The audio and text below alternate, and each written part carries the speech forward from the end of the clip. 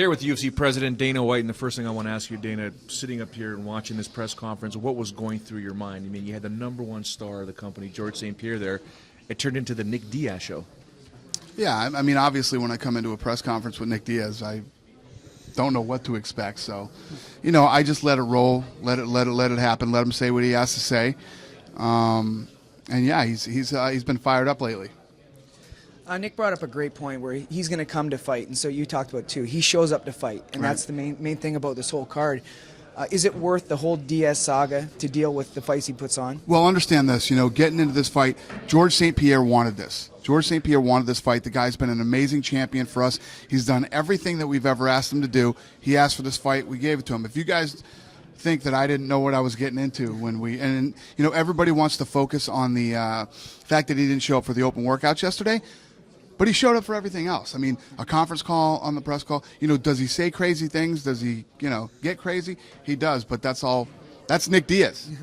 My theory on what Nick was saying about why he missed the open workouts does make sense. He's a martial artist who has a vegan diet, who's very, very analytical about what happens with his body. Does the UFC perhaps look and say, you know what, guys, book him an earlier flight if he has to travel across the country? So if that's what he wants to do, let's allow him to do it so he does show up the next day? Right. So 13 years. Thousands of fighters and fights all over the world. We've had situations that you can't control where there's been bad weather, and one time Junior Dos Santos flew in 2 days before the fight, before his world title fight, right?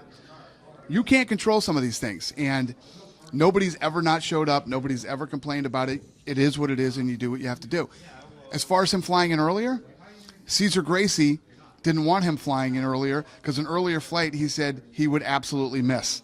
Let's make the flight later so that he can, you know, it's always these games, you know, with Cesar and that crew. How much longer do you see George St. Pierre at 170? I don't know, as long as he wants to be, I guess. You know, obviously, if the super fight happens between him and Anderson Silva, he said that he would have to stay at 85 and wouldn't go back down to 170. So we'll see how this whole thing plays out. Leading up to his knee injury, he was 100% down to fight Anderson Silva in a super fight.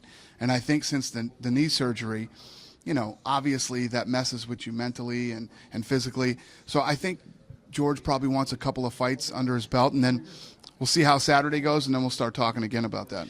Actually, Mark and I had talked about, you mentioned about Cesar Gracie. How much accountability is actually falling on Cesar? Because it appears that sometimes you read all these stories that it's not necessarily Nick or Nate. It falls on people that are sort of controlling or overseeing their careers. Well, let's be honest. It's a combination of everybody, all right? You can't single-handedly point the finger at Cesar Gracie either.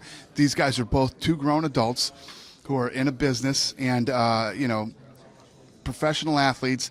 And if it was really all Cesar Gracie too, you know, at what point do they say, okay, Cesar Gracie doesn't handle our stuff anymore because he's making us look bad? But they're very loyal to him. That's the concern. I agree. But there's one thing about being loyal to a guy and say, obviously he's a good trainer. Look at the camp he's built and the fighters that have come out of there. But you could say, hey, Cesar, you're going to handle all of our fights and this and that and everything else. This guy's going to handle our travel and all the things that we're supposed to be at.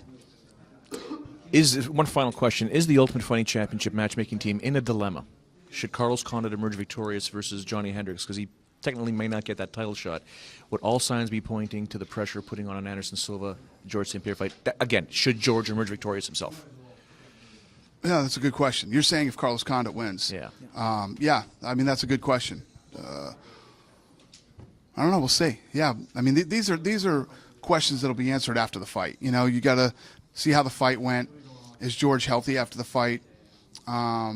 And what his state of mind is on who he wants to fight next. Thank you very much for your time. All right. Thank you. Thank you, guys. There he is, UFC President Dana White.